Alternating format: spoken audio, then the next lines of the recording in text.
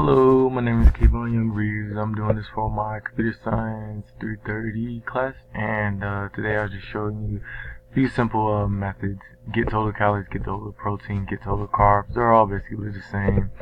When you come to look at the code, and that right here. Yes, simple. Everything as far as like my total carbs, total protein, total calories. It's all the same. Simple for loop.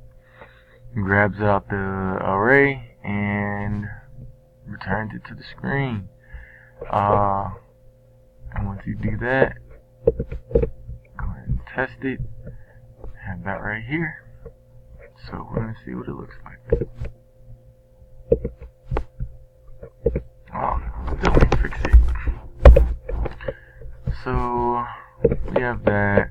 Prints out my stuff, my values. To continue.